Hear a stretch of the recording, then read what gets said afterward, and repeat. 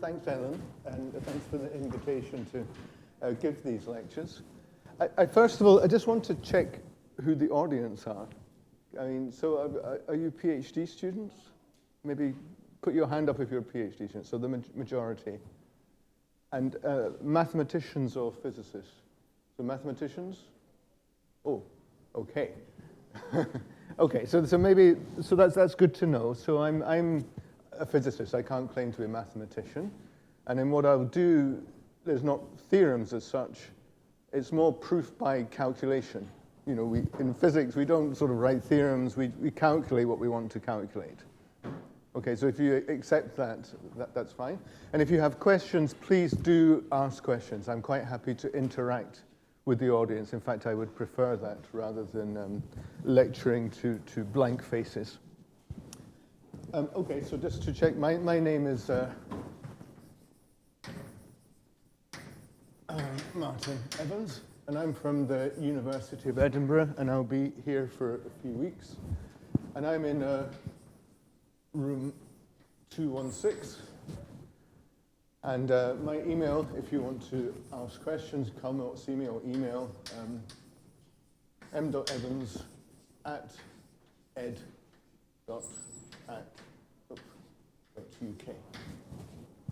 So the subject of the lectures is stochastic resetting, and I will give an indication of why this is relevant to the program. But let me first of all give the story in a nutshell.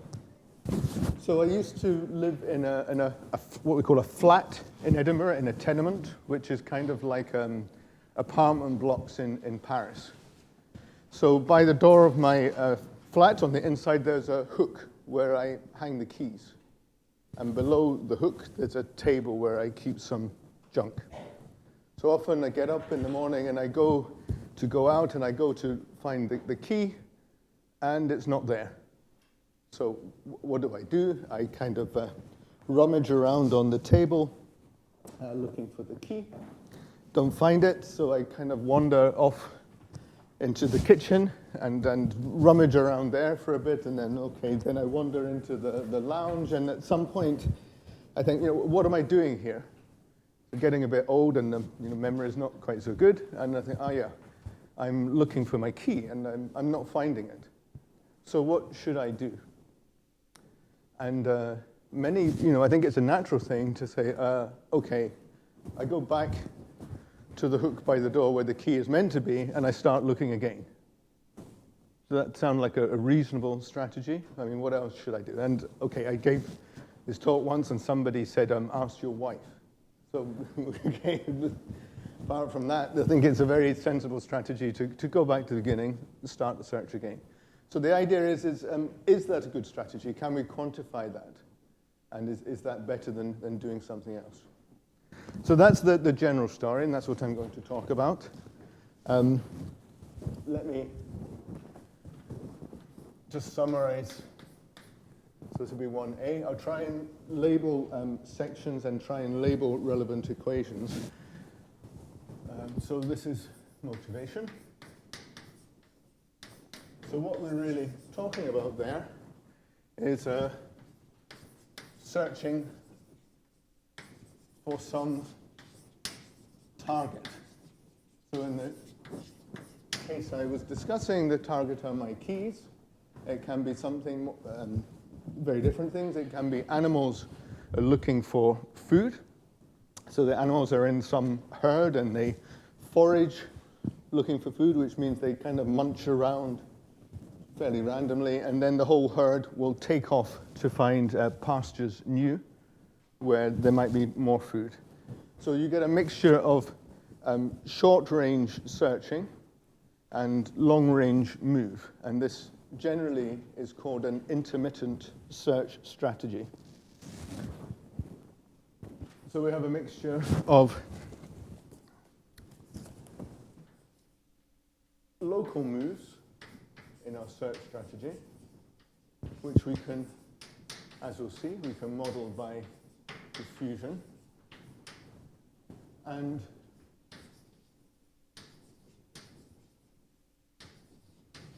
long-range moves, which in these lectures will be the resetting to the initial condition. So I should have said in the example I gave, the resetting was my going back and starting my search again. So that's going to be resetting. And this kind of strategy is called an intermittent search. And it's quite a general principle. So I've mentioned animals looking for food. It can also be proteins that are coming to find some particular binding site on a long DNA molecule. They have to find the right place to bind. They can come down and bind and then slide around for a while. And then if that's not successful, or if the protein hasn't yet found the binding site, it might detach and then end up attaching somewhere far off. So again, you have the short-range diffusion with a long-range move. And also how you have searches on the internet for some site, you can go through local links, or the algorithm can go to a completely new part of the internet that might be disconnected in some way. So it's a very general search principle. I'm not going to be getting into the details of search processes so much. I want to get into this abstraction of diffusion with resetting. So taking that abstraction, the relevance to this program of stochastic dynamics out of equilibrium is, okay, so this is, and this is a non-equilibrium stationary state, just to save me writing it out.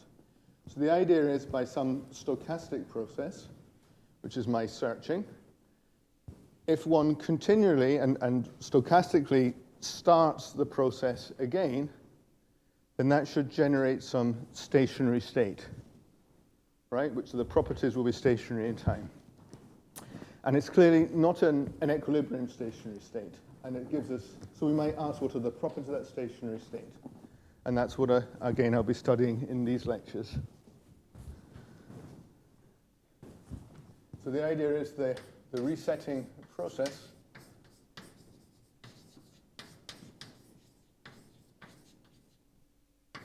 returns the process to its IC is initial condition.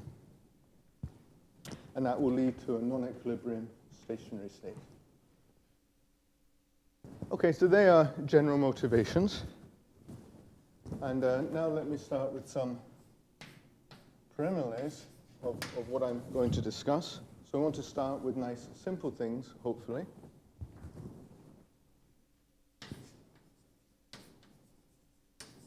And let me review, first of all, the idea of diffusion. So I've made reference to diffusion as me rummaging around or an animal sort of moving around foraging. And so generally we can think of a diffusive particle.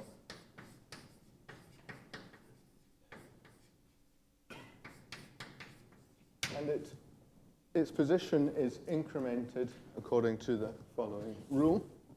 You can say the position at time t plus some small time interval delta t will be the position at time t plus some what we call white noise, so that's an xi, and it's a Gaussian random variable.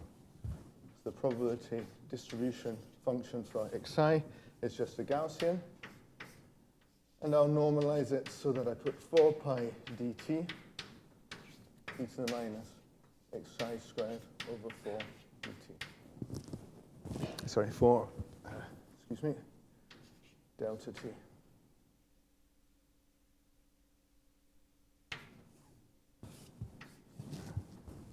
So that's my stochastic process. So again, I'm not being too rigorous here, but I think you get the idea. Just a Wiener process, if you like. So what I'm going to study really is the probability distribution for the position. So we can write that down if you're, hopefully you'll be familiar with this, as a diffusion equation. Okay, and I don't have to worry too much about E2 or Stochanovich calculus. I'm going to end up always with a diffusion equation for the position.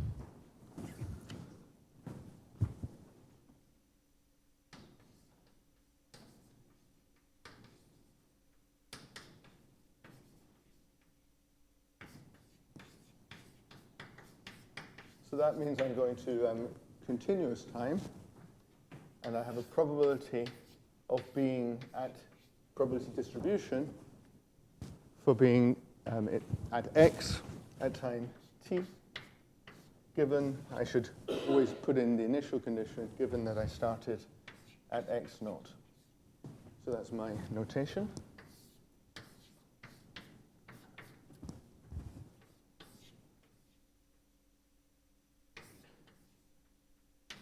So for the moment, I'll put in all of those arguments. Okay, so good. That's the first equation that I'm labeling. And I'll take my initial condition. Okay, this is what the x naught indicates to be delta p of 0t equals delta.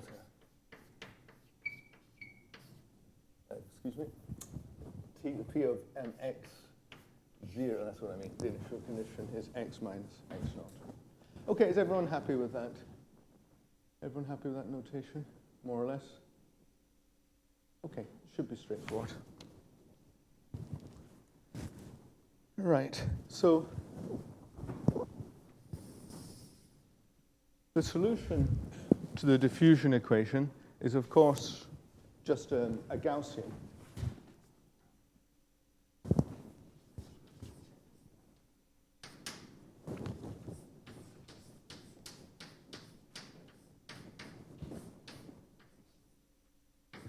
So all we have to remember is that the way I've defined things, that the diffusion constant is just d. There's no, sometimes you might get a factor of 2 somewhere. With that convention, I've got a 4 pi dt here, e to the minus x minus x naught squared over 4 dt. And you can check that that satisfies this equation just by substituting, if you like. But let's say that we hadn't seen this before. And let's say that, okay, we just found this equation, hadn't seen it before, but we know how to solve things with Laplace transforms. So that's the tool that we have. How would we solve this equation with Laplace transform? So I want to do that as an exercise because it will be useful later on.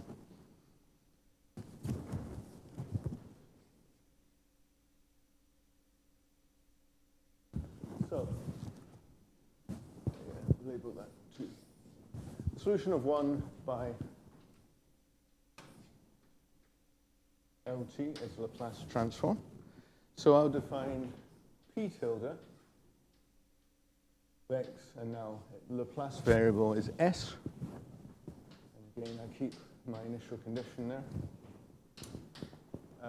With integral from 0 to infinity. I tend to put the dt here. I know some people don't like that, but it just allows me to remember which limits it's going with. Okay, so it's e to the minus st p. Okay, so can I just check who of you are familiar with Laplace transforms? And you know, when I say familiar, I mean doing calculations. So some people not so much so. So then it's worth just going through the steps slowly. Okay. So I want to transform this equation. So if I, yeah. Where are you? Here. It's certainly downstairs. Like that? Yes? Okay, sorry, I'm a bit close to the board. Yeah, shout out if things are unclear. So if I transform, okay, this thing here, I'm going to get the p tilde. I have to think a little bit about this.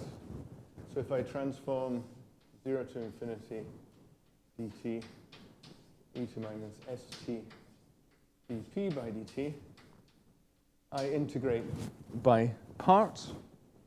And so I get e to the minus st of p, 0 to infinity.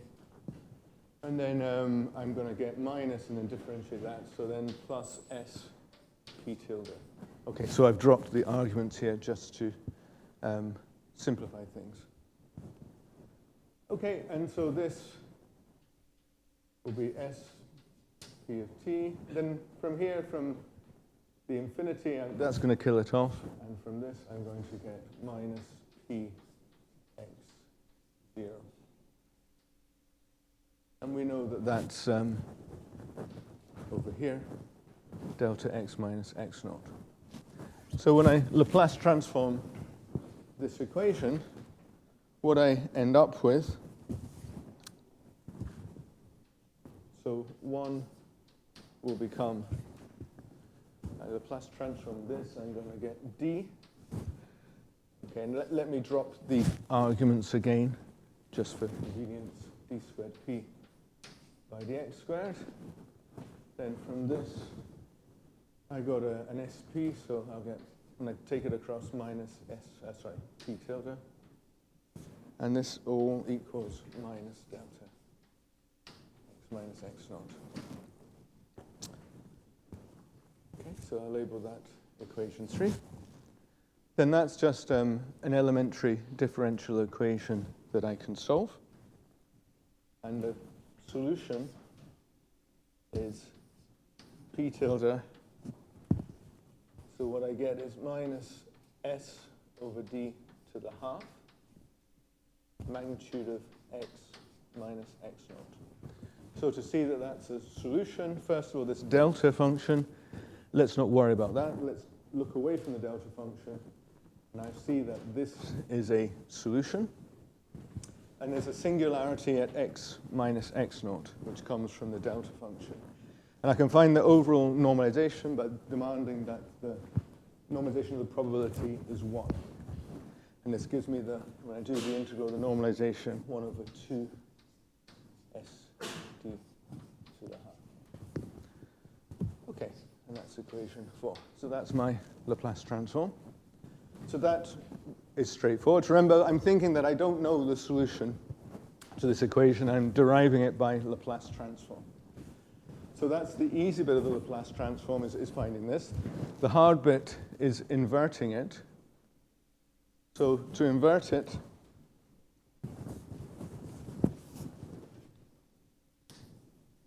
two ways I can do it. The first of all is basically I look up the answer in a book of Laplace transforms, which is always a bit unsatisfactory. But there's this, what I'll call the magic integral. That always comes in handy when you're dealing with Laplace transforms of the diffusion equation. And this magic integral is the following. Go from 0 to infinity dt, t to the nu minus 1, minus beta over t minus st. That is equal to 2 beta over s to the nu over 2, then k nu 2 beta over s. And the k here is a modified Bessel function. Now, you don't need to know all the details of that.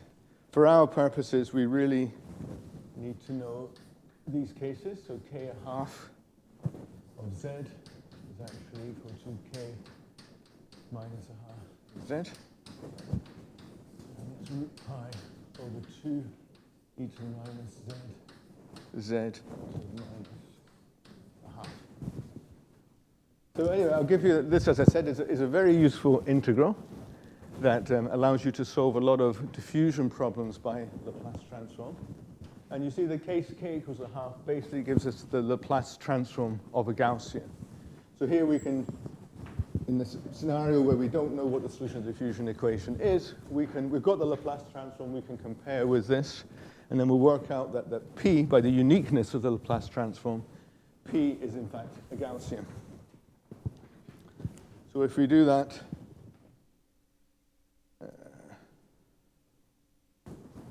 then the case nu equals a half and beta equals x minus x naught squared over 4d will give us, will lead to this, and then we can deduce by the uniqueness of the mass transform that P was a Gaussian.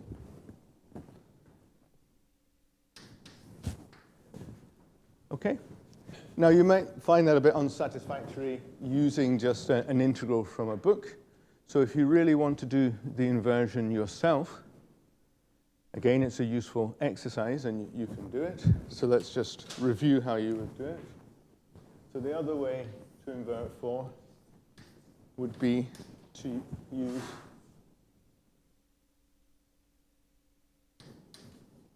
the Bromwich inversion contour. So I'm not sure. In Britain, this is called Bromwich contour. Maybe in France, it's called something different. So the idea is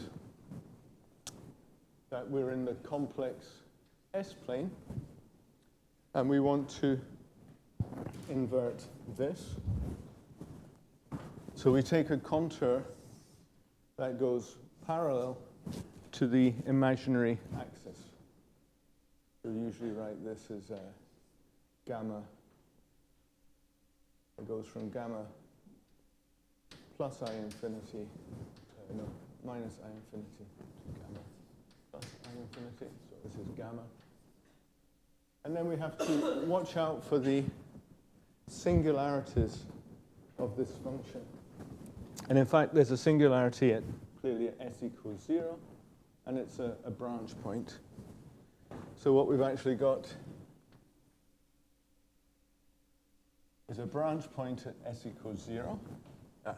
Didn't mean to do that. That's okay. So we usually take the contour to the right of any singularities. So this is s equals 0. And then we impose a branch cut. And then the way, so this integral, sorry, I should have said, so P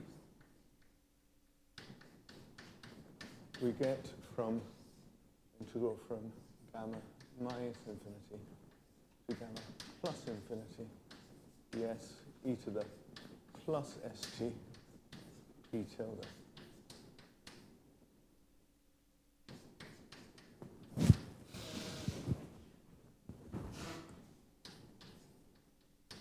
Are you all happy with that? Okay. Or if you haven't, okay, you haven't used that before, that's the formula that will invert a Laplace transform. And that's the difficulty of inverting Laplace transform, is carrying out this integral.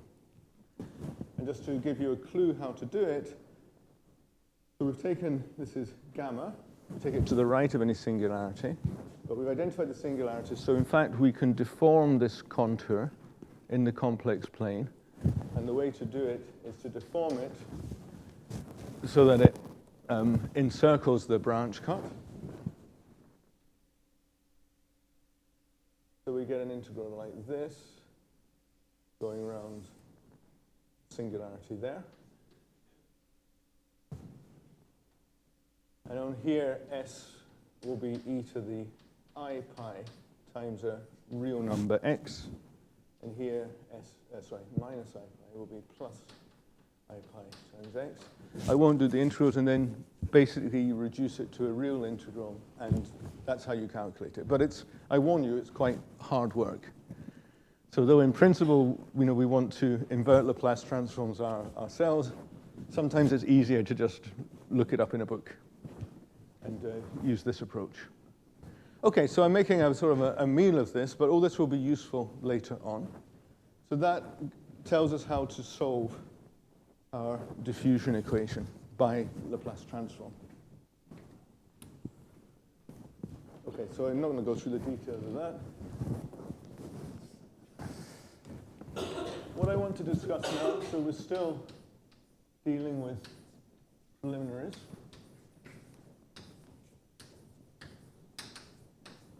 I want to discuss now the survival probability of a diffusive particle.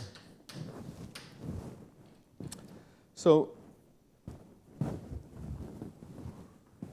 think of there being a target. So in the example at the beginning, the target would be my keys. So when I find the keys, the process of my searching stops. And the target, so we think of it as absorbing target. So it absorbs the diffusive particle.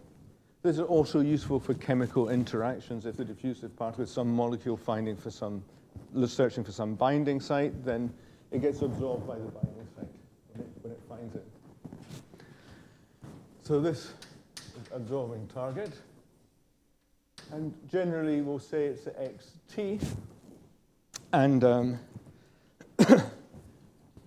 it's usual to take xt equals 0 to put the absorbing target at the origin.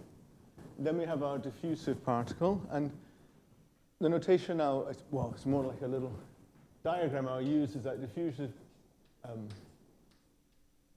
a diffusive particle, as I described here, I'll just draw as a particle and then say it goes left and right and put a D there. And by that I just mean I've got a diffusive particle. And I've got my absorbing target. And so the fact that the absorbing target absorbs the particle will impose a boundary condition on the problem. The boundary condition is that basically, once it's there, it gets absorbed.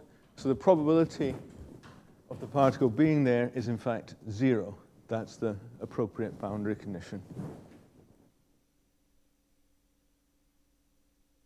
Pxt at all t is equal to 0.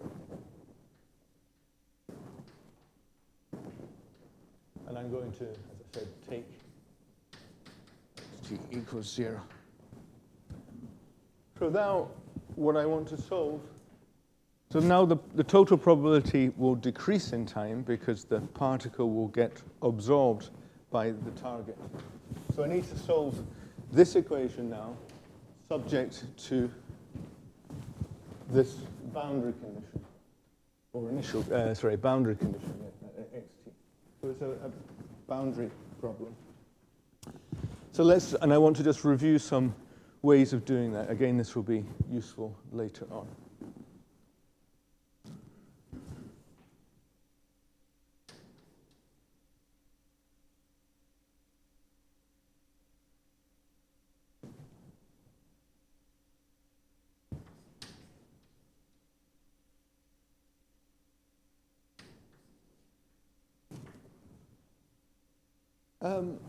Okay, the first is often what you get taught in physics as the method of images. Now, I like the method of images. The trouble is it only works in certain situations. So I would dispute whether it's really a method, because it only works when you have a symmetry. So it's kind of really writing down the solution when you know it. And it turns out, this is one of the problems that the images works. And the idea is to be clever and to write down a combination of Gaussians that fix the boundary condition for you. And what will actually work? So this is one.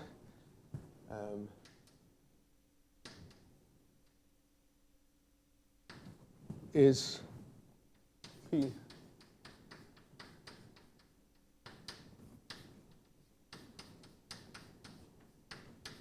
just the usual normalization. Then I get one term, that's the usual diffusion, x minus x naught squared over 4 dt. And then, And then I put in another term here that has the same form, but with a different constant, if you like, x naught.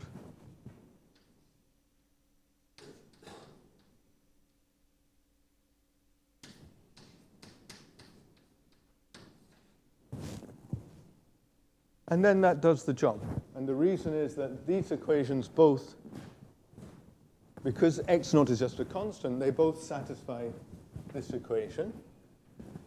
And if I put x equals 0, which is the boundary condition, then I get 0, so it works. And the initial condition you might worry about With initial condition, I get delta functions, delta x minus x naught and x plus x naught. The delta x plus x naught will only come in if x could be negative. But it can't be, because the particle never gets past the absorbing target, so it doesn't matter. That's out of the domain that we've defined the equation in. So that's the solution. Okay, so as I said, that's great, but it only works in certain circumstances, and kind of, it's not a particularly constructive way of constructing a solution. Okay.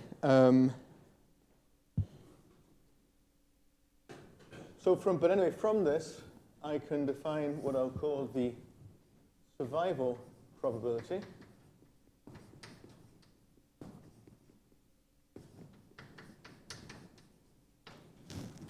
Which is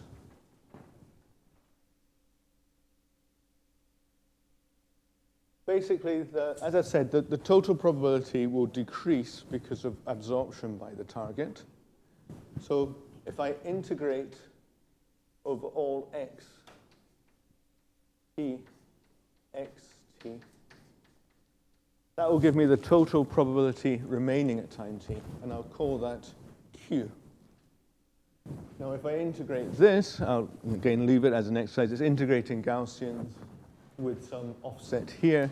You end up with an error function. So this is, in fact, error function of x naught over 2 root dt. So I hopefully have got to, that's equation 6. And I lost equation 5. Where can it be? Yeah, so equation 5 was actually the magic integral, because we'll be needing that later. Okay, so that's the survival probability. And again, as I said, there's a number of approaches to solving this problem. That was basically knowing the answer, method of images. So I might say, well, okay, how can I solve this problem with Laplace transforms? So is it okay over here? Can everyone read this bit of the board? Just save me wiping all the board. Now, the easiest way to implement the Laplace transform is to, instead of using this, so I should have said this is a diffusion equation, but notice that the spatial variable is x, the final position. You can also write down a diffusion equation where the spatial variable is the initial condition. And that's generally called the backwards equation. For kind of obvious reasons, you're starting at the back. Now,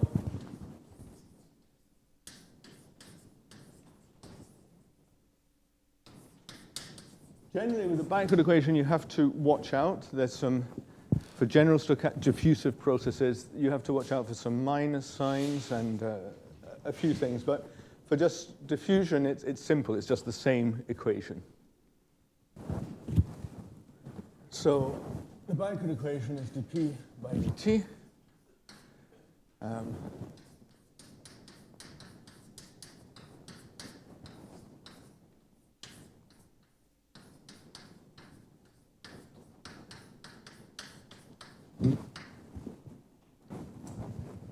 And so we're going to have boundary conditions now that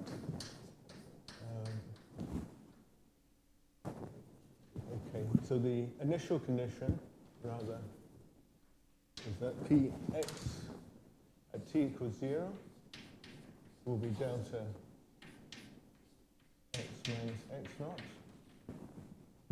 and the boundary condition will be P xt, and if x naught equals 0, then it's 0. Now the nice thing, the reason why we use the backward equation is because now I can integrate this over x to get the total survival probability. And what you see is that it's just going to obey the same equation. And that's the nice thing. So the survival probability, because we're working with this variable x naught, obeys the same equation. but it's just got different boundary conditions. So the survival prob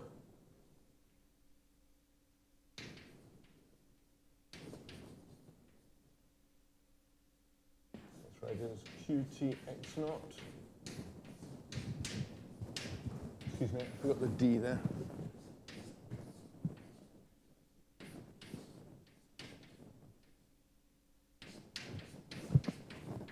And the boundary conditions now, we have to think about it a little bit. If I integrate this, I'm going to have q0 x naught equals 1, and q t, and if x naught equals 0, I get 0. So I want to solve this equation subject to these boundary conditions. So then I just use the Laplace transform technique that I showed you.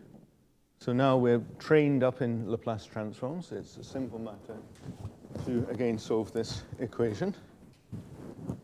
So the Laplace transform will just be d squared, and allow me to drop the arguments again. So q naught x naught squared minus s q tilde, and then the term from the initial condition here becomes this term here, and I get a minus 1. And then if I solve this equation by elementary means, it's just a, if you like, an ordinary differential equation in x naught. So I can solve that, and the solution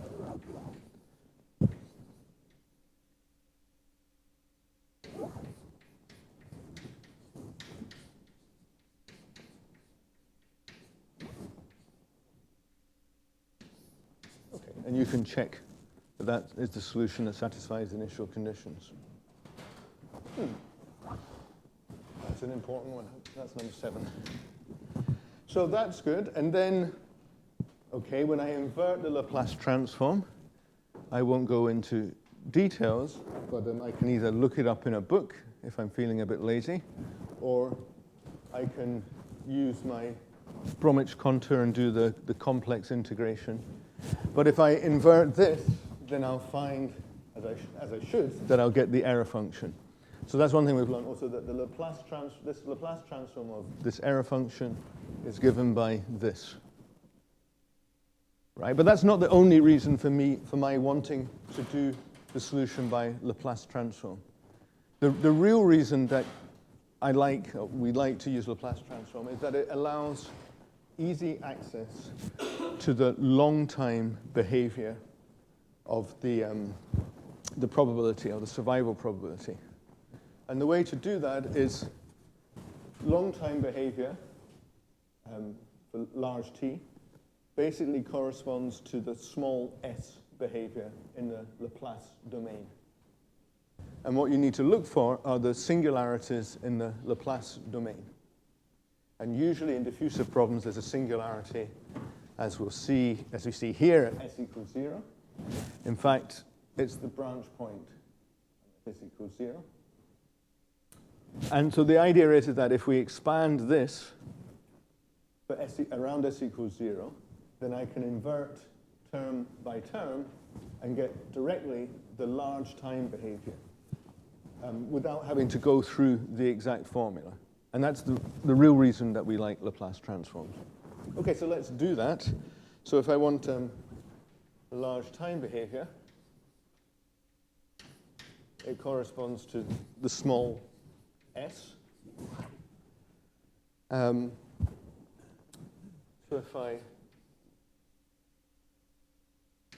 work this out, okay, the 1 is going to cancel, so I'm going to end up with 1 over s to the half x naught over d. No, x naught over d to the half. I got that right, yep. And if I keep expanding, the next term will actually be a constant.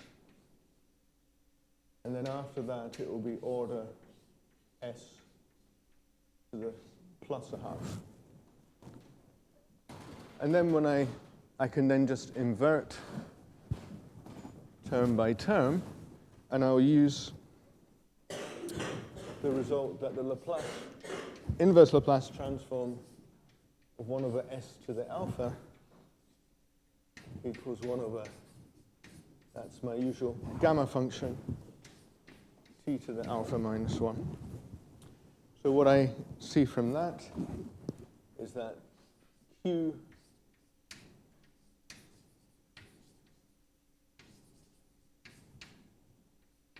the survival probability will be, okay, I can, so if I put alpha as a minus a half, and I can invert this, no, if I put alpha equals plus a half, I invert this, and I get 1 over t to the half, x naught over gamma of a half, which is root pi d to the half. Then the constant will actually, that won't contribute when I invert the Laplace transform, because the constant term, there's no singularity, so this doesn't give me anything. And the next term will give me order t to the minus 3 over 2. So you see, I got the large time behavior quite easily from the Laplace transform without having to get my hands dirty too much. Alternatively, I could have got it from here. This is the exact solution. I could expand this for large t, etc.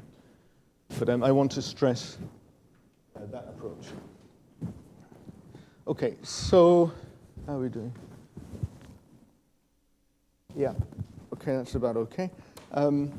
Finally, also, yeah, sorry, I'm going to jump over here. It's a bit scrappy, but there's one other thing that we can do with the Laplace transform, and that is to compute what I would call the MTA, which is mean time to absorption. And sometimes you'll see this as the mean first passage time. So the idea is we've got our survival probability Q, which depends on time and decreases in time. So the minus is decreasing, so minus the rate of change of the survival probability is actually the rate at which the particle is absorbed, right? So the rate of absorption is minus dq by dt. So what I'll call t, which is the mean time to absorption, will be integral from 0 to infinity dt minus dq by dt times t, right? So it's t, the time, times the rate of it being absorbed at that time. That gives me the mean time to absorption. And so if I just integrate by parts,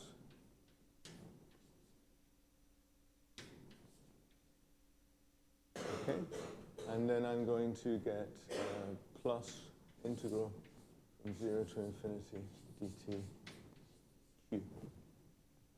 Now, so long as q is decaying with time sufficiently strongly, the q here at infinity will kill the t, and at t equals 0, I get 0. So as long as it decays more quickly than 1 over t, this will give 0. And I'm left with this. And this is just the Laplace transform when s equals 0.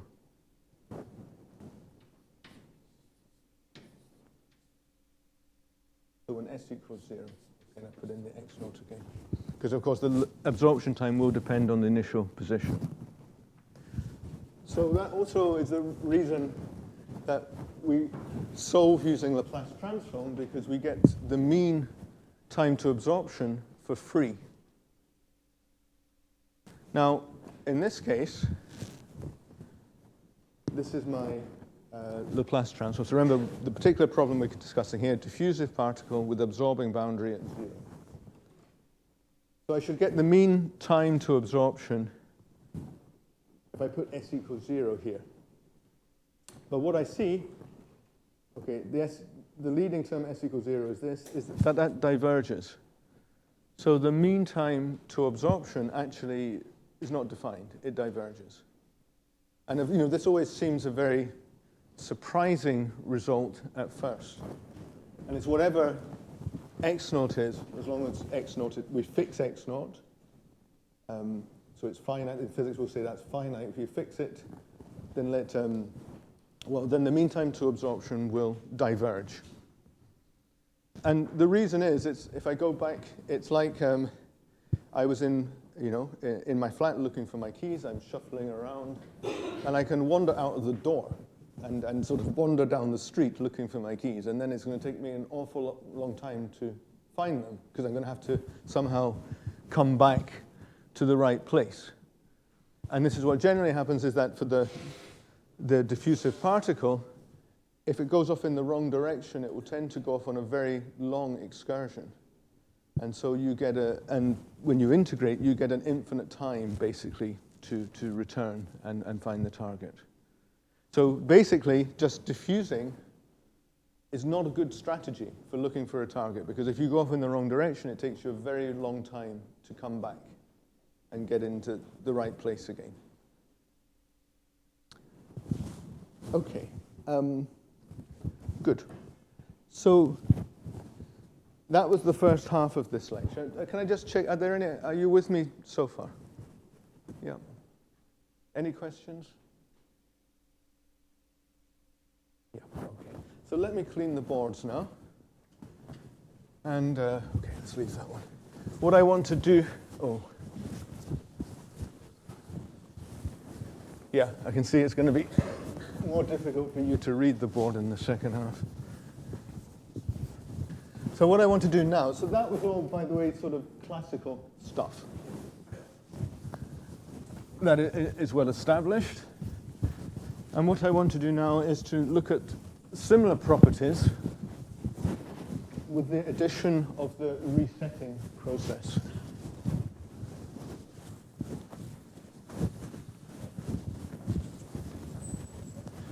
So you may as well just, if you want to chat, please, please, this is what I tell my students, just take 2 minutes to chat while I clean the board.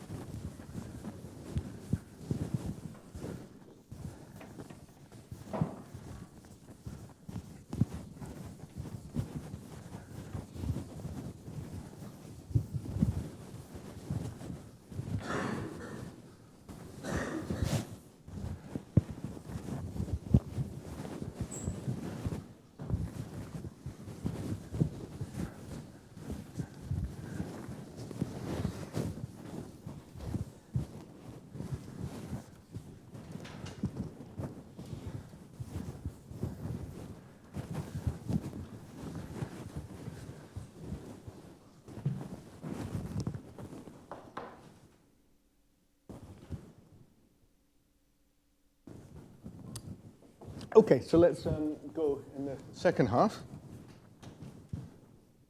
This is now part D. I'm going to add in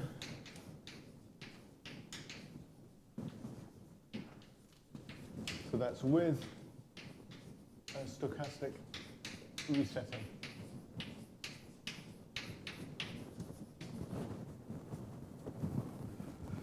So the idea is I'm going to, again, just indicate I have a diffusing particle with diffusion constant d.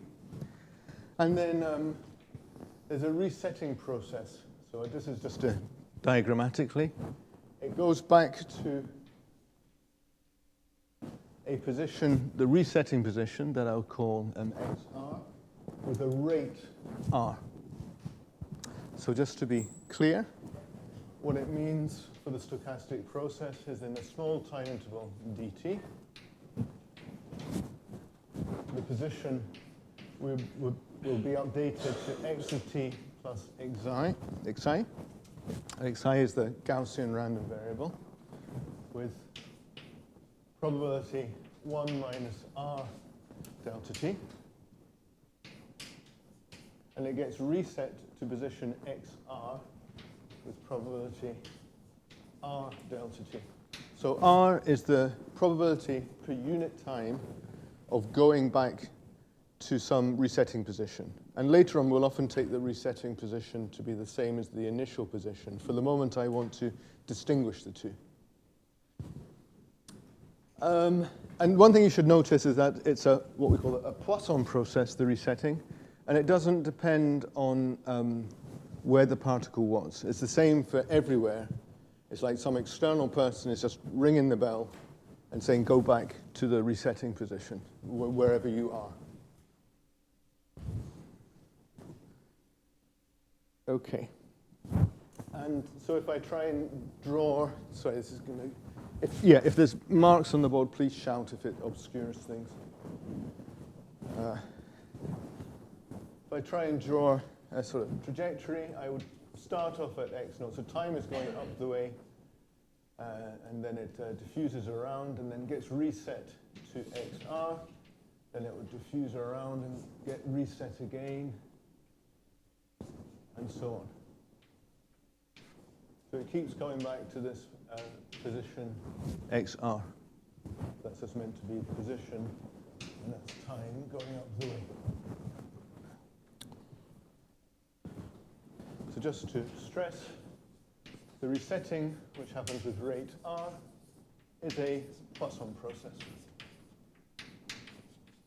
And that means that the time between the resetting events is exponentially distributed. Okay? Hopefully you're happy with that. So let me first of all write down, okay, first question is, right, what is the stationary state for this process? So let me write down the master equation, first of all. Okay, if you like, the generalization of the diffusion equation to this process. So I've got dp by dt, and now p is probability density for being at x at time t, and then it's given the initial condition x naught and the resetting position xr. That will be the full notation, but I'm going to suppress these arguments. So again, we get a diffusive piece, d squared p by dx squared.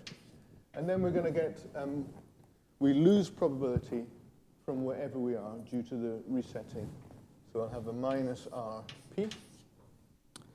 And then plus, now in this case, so far there's no absorbing target or anything, so the global probability is conserved.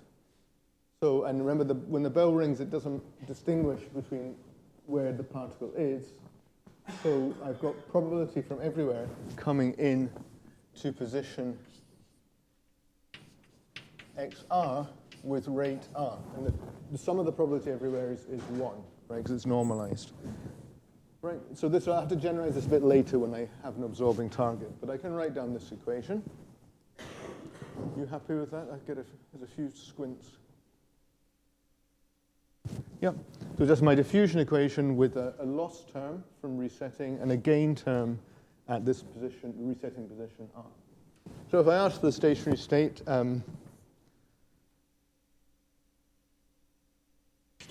I'll abbreviate to ST. It's going to be d squared p by dx squared minus rp equals minus r delta x minus xr. But hey, we already saw that equation, right? In the first half, this was actually an equation that we solved. And we saw it, but it wasn't R, it was S, and it was for the Laplace transform. But we can nevertheless let's just use that result. So the solution, okay, and I've got an R here, but when we put it all together, the solution becomes alpha naught over 2 e to the minus alpha naught magnitude of x minus xr, where alpha naught is R over d to the half. And we got that actually from comparing with equation 4 from the first half of the lecture. Yeah? Or you're just yawning? Don't worry. Okay, so this we got from comparing with equation 3, and that's just translating the solution. So that's my stationary probability. So I should have said here P. Let's call it P star of x. So what does it look like?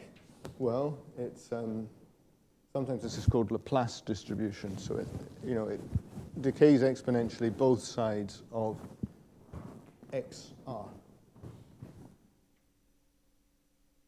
So this is my attempt at sketching an exponential decay. Oh, I've got it really asymmetric. Something like that. xr. And the idea is this is a very simple non-equilibrium stationary state. Because what's happening, so I should have said maybe at the beginning, so in a non-equilibrium, there's a few comments I didn't make. I know sometimes in mathematics, equilibrium and stationarity are used to mean the same thing.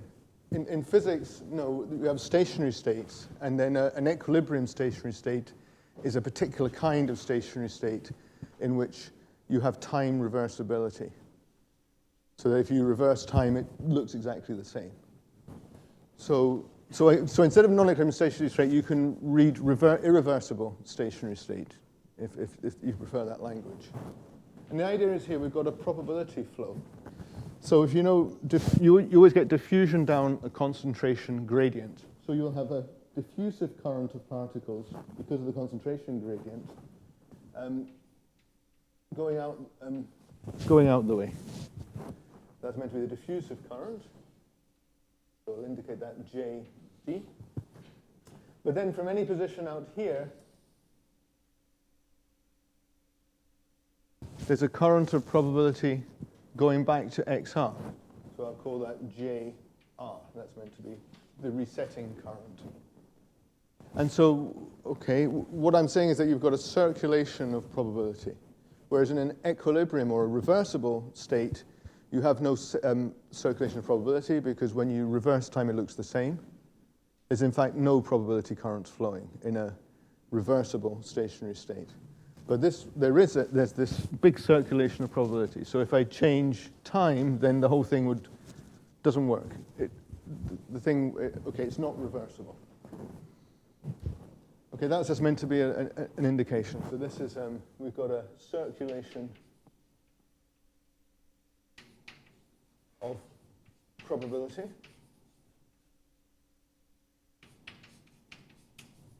Through is a diffusive current.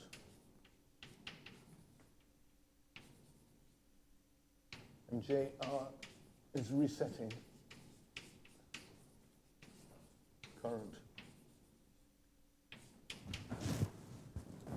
Okay. So then one can ask, that's interesting. We've got this non-equilibrium stationary state. How did we relax to that stationary state? So remember, for the case of a diffusive particle, it's nice and simple. You can write down the Gaussian, right? I forgot to say that the Gaussian, of course, starts off as a delta function for the initial condition and then spreads out. And so you can see the dynamics is that the thing spreads out. And one can ask here, well, how do we relax to this stationary distribution? And we can analyze this, and it's quite nice. But what we have to do is to take a different approach.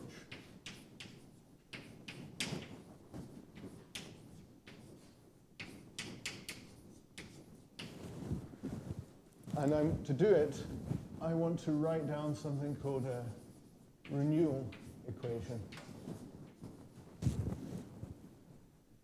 So the reason we can do this is because we've got the resetting is a Poisson process. So as I said, it didn't matter, it's sort of equal. It didn't matter where the particle was, we just reset to the resetting position, then start again. So the whole process is renewed whenever we get a reset. So we can write the probability of the particle getting to xt, getting to x at time t, given that it started at x0 and there's resetting position r. So the first way it can do that is that there was actually no resetting. It just diffused there. Now the probability, because it's a Poisson process, probability of no resetting in time t is e to the minus rt. And then, okay, the diffusive probability I will call, to distinguish it from this probability with the reset, I'll call the diffusive probability gd. And that's of xt, and that's starting at x0. So this term corresponds to no resetting. Whereas the rest of the terms, there's been some resetting.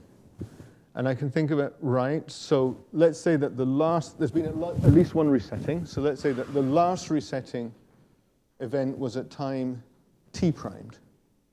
And then I will integrate over all the possible values of t primed. So for there to be a resetting event, I've got a probability r at some time. So there'll be an r there. Then I'll integrate with respect to t prime, the time of the last resetting. Now go from 0 to t.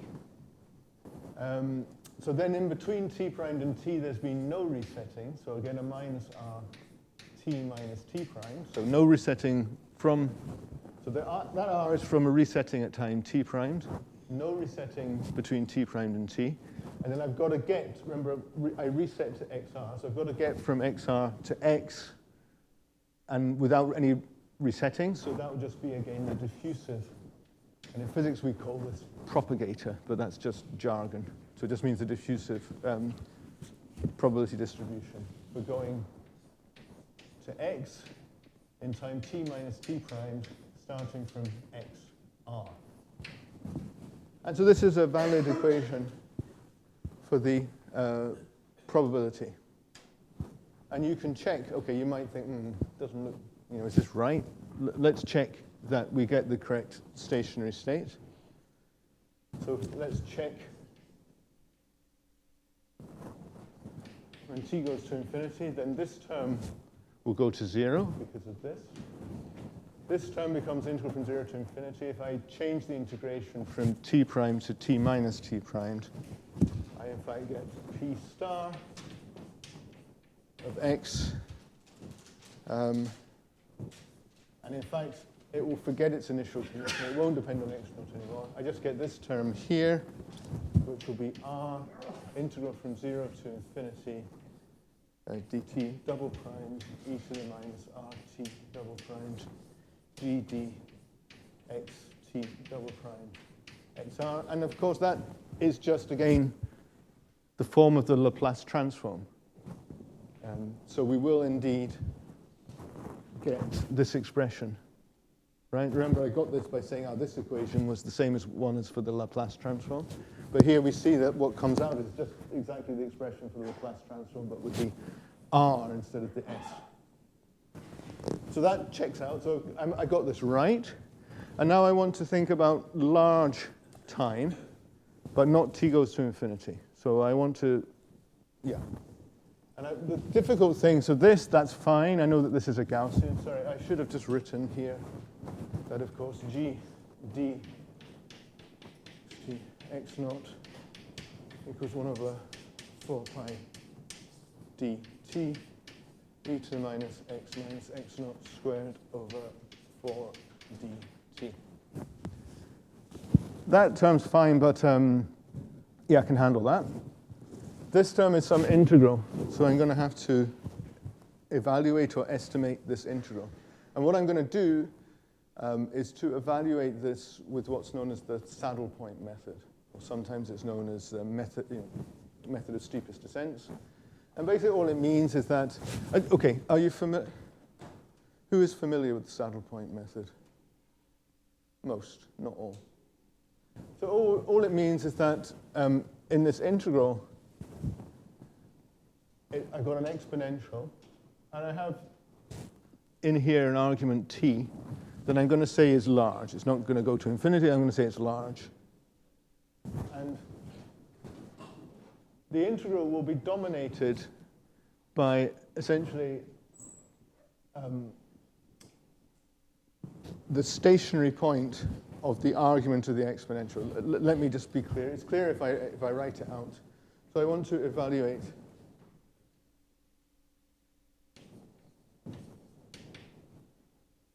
the integral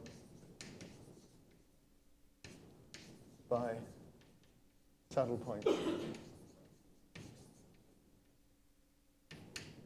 method.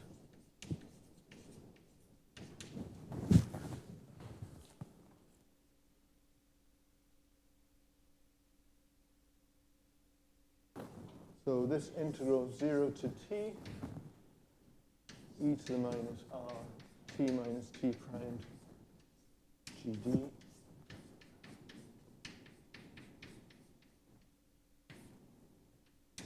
I can write this as integral from 0 to, let me first of all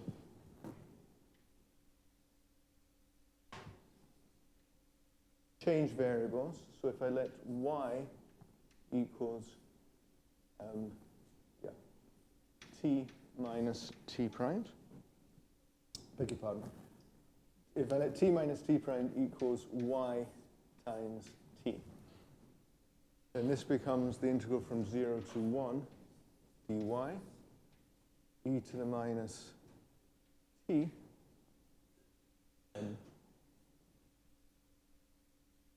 then I'll have from this term ry, and the Gaussian becomes, if I write it in a certain way, becomes x minus xr squared over t, beg your pardon, x minus xr over t all squared times 4d. Okay, so I haven't done anything so far. I've just sort of changed variables. Now I have an integral over y. So the point is that also I'm going to consider x minus xr, so the distance from the resetting position, to be of order t. So it means I've got this large variable t outside. Then the integral will be dominated basically by the saddle point or the stationary point of what's inside this bracket. So all I need to do is to basically find the maximum, in this case, of this function here, and that will dominate the integral. It's as simple as that. So if I do that, what I find is the following. Okay, so we need to maximize this bit here, the thing in the square brackets. And what I find is that, and I'm going to, sorry, I should have said I take x minus xr of order t, so that this term is a constant to leading order. Okay, then an interesting thing, what happens is that if the magnitude of x minus xr is greater than t times 4 dr to the half, then y equals 1 which corresponds actually to t dash equals 0, dominates.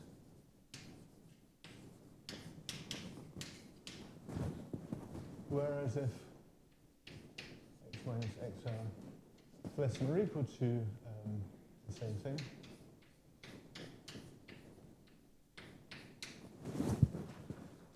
then it's y equals x, magnitude of x minus xr over t, 1 over 4 dr to the half dominates. So actually, you get a transition. So in this case here, then you find that the saddle point of this function lies inside the bounds of the integration, or the limits of the integration, so that the integral is dominated by some interior value. Whereas here, what happens is that actually, no, the dominant value, the saddle point lies outside of the limits of integration, and the dominant value becomes the boundary term. And that, what it means is that you get a change in the form of the asymptotic behavior. And in physics, we refer to that as a phase transition. But in this particular case, what it means is that we have different forms for the probability. So in this case, when t primed equals 0 dominates, it's in fact this term that will dominate the expression for p. And what we find is, in this case, p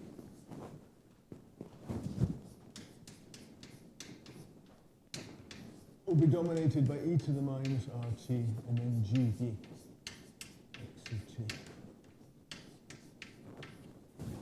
Whereas in this case here, if we work out the contribution from this saddle point value, what we get is that p will be approximately a half r over d to the half e to the minus xr r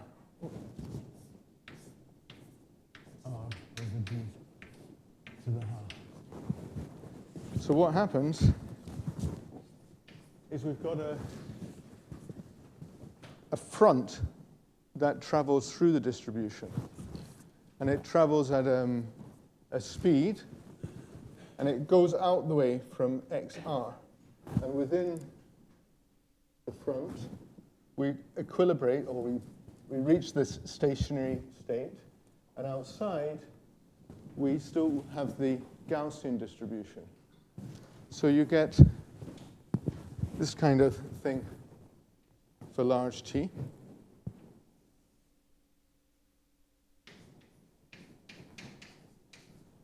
So this is x.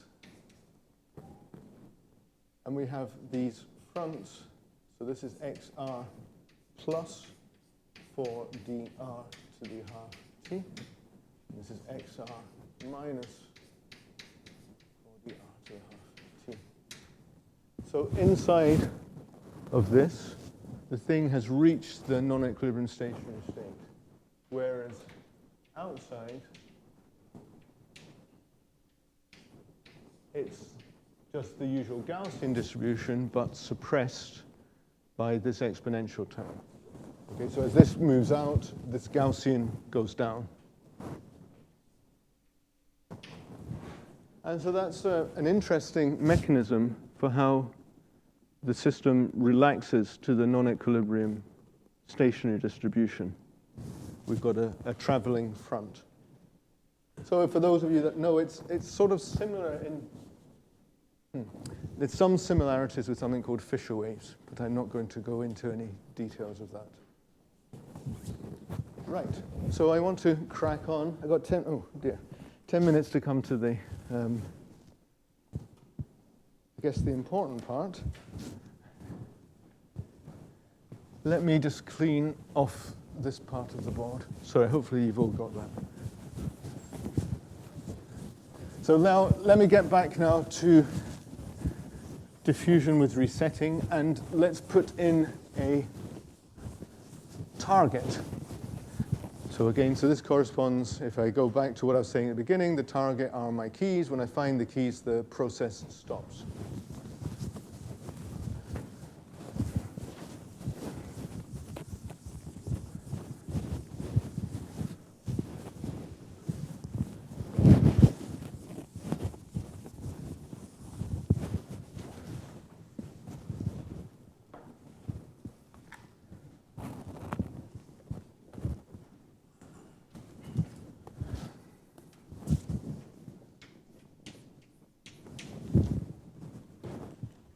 What we've got now is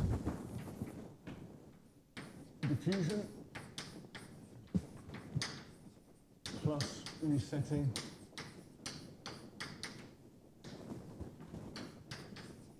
plus absorbing target. So schematically, I've got my target and I've got my diffusive particle, which gets reset with the rate r to position xr. And it could have started at some different initial position, x0. I'm going to make life simple, take xr equals x0. So it gets reset to its initial position. That's just to simplify things so I don't have two parameters lying around. And also I'll take xt, the target, to be at the origin. Again, just to make life a little bit simpler. Then I'm going to have to, that was silly. I wiped off the important equation. So now I'm going to have to write a renewal equation again. Yeah, and I have a feeling I've managed to stop numbering equations at some point. So this, what I should be writing here is equation 11. And I have a feeling I didn't write 9 or 10. Anyway, so renewal equation. So I want to do the same thing I did before. The only thing I have to be careful with now is that probability is not conserved, right? So I'm losing probability as I go along in time. So pxt given x0. I will have, the first contribution will again be e to the minus rt, and then diffusion with no resetting from x0. Then I'm going to have contributions where there's been resetting, and I'll integrate again over the last resetting event, which could be from 0 to t. Then it's the probability of no resetting in that t minus t primed. Then the Gaussian distribution for going from here xr is x0 to x in time t minus t primed. Now at the resetting time, though, the resetting occurred at t primed, and so then I should multiply by the probability that remained at that time, so which is the integral over x of px at t primed given x0. Okay, so this is the new thing here, right? And that's because probability, we're losing probability due to absorption. Now this thing is, of course, the survival probability that I had at the beginning of the lecture, and this time for the resetting problem. So this is actually the survival probability Q.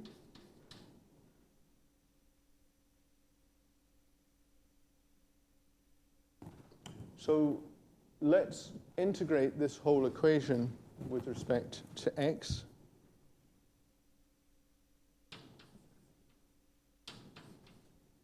And here I'm going to get Q, the survival probability, Qt x0. And this will give me e to the minus rt. And this will be the survival probability for the diffusive problem with no resetting, but with the absorbing target. So this will be Q tilde, and let me, sorry, beg your pardon, not tilde, QD Tx0. So this is the survival probability for the diffusive problem, plus R, integral from 0 to T,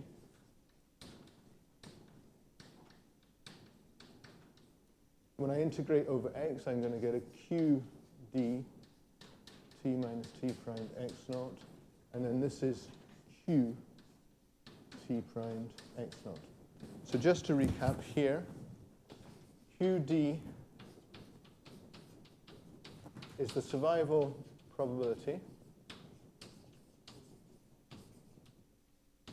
for the diffusive particle with no resetting, but with the absorbing target. Oops. Okay, sorry, it's getting mixed up here. Hopefully this is legible still. And so this equation, this is in a nice form now to use to solve by Laplace transform. And the reason is that this integral here is a convolution. And so if you're used to Laplace transforms, the Laplace transform of a convolution gives you the product of Laplace transforms. So if I then take the Laplace transform, what I get is Q of S given x0. It's that term there. Here, if I take the Laplace transform, I've got an e to the minus RT. So in fact, my Laplace variable becomes R plus S. And this is for the diffusive problem.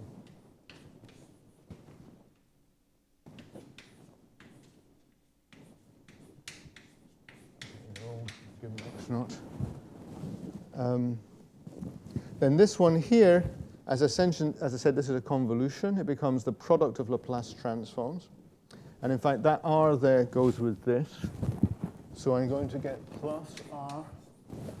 This will give me QD of R plus S. Then this term here gives me Q tilde of S. Right, and so this is now easy to solve. And essentially I've solved for the Laplace transform of the resetting problem with the absorbing boundary. So if I do that, I get Q tilde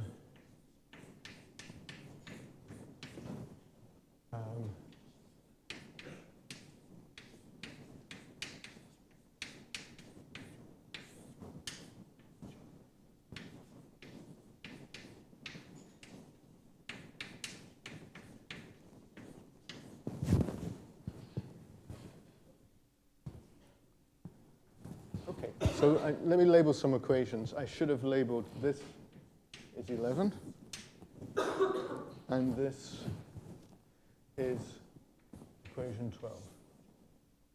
And all I need to do now, because we did the hard work at the beginning, when I looked at the classical results for diffusion, we know what this Laplace transform is.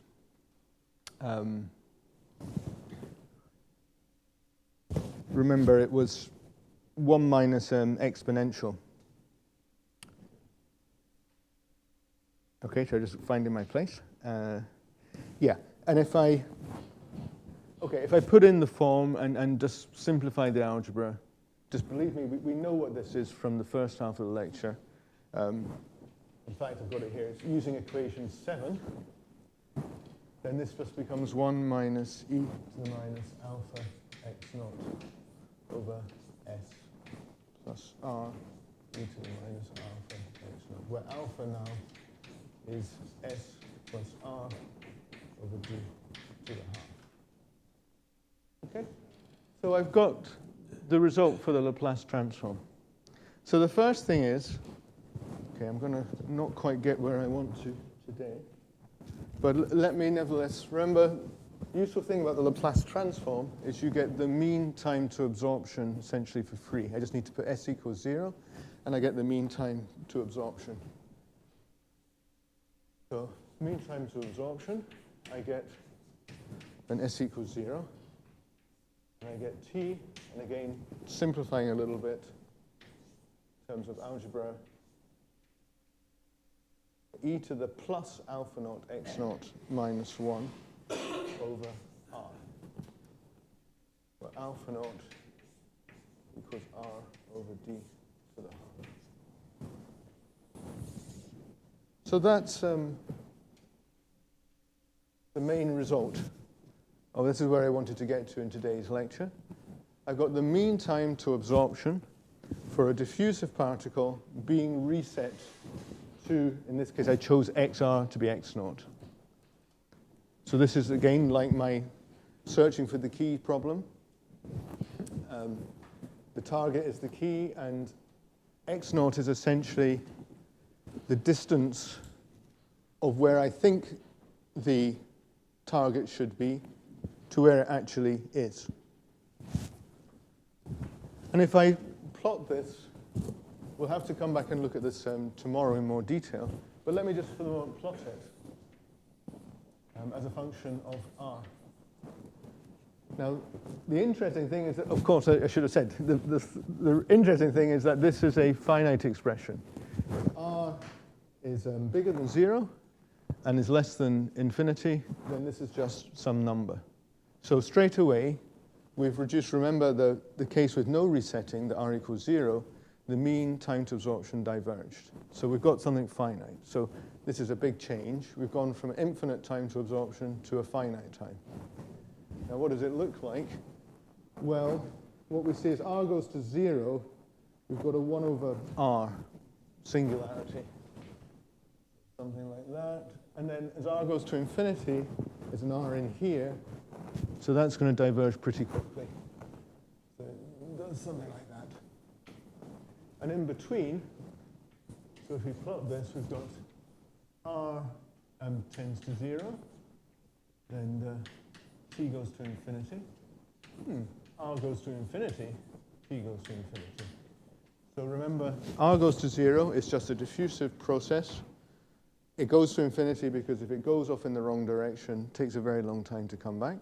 R goes to infinity, well then it's constantly resetting. It doesn't have a chance to get anywhere because it's going back to where it started immediately. So therefore it doesn't have any time to get to the target. But in between, there is some optimal value of r that minimizes the time to absorption. So in some way that optimizes the search process. So I think I better call it a day there. I'll come back tomorrow to analyze this in more detail. Okay. Yeah, that's the time.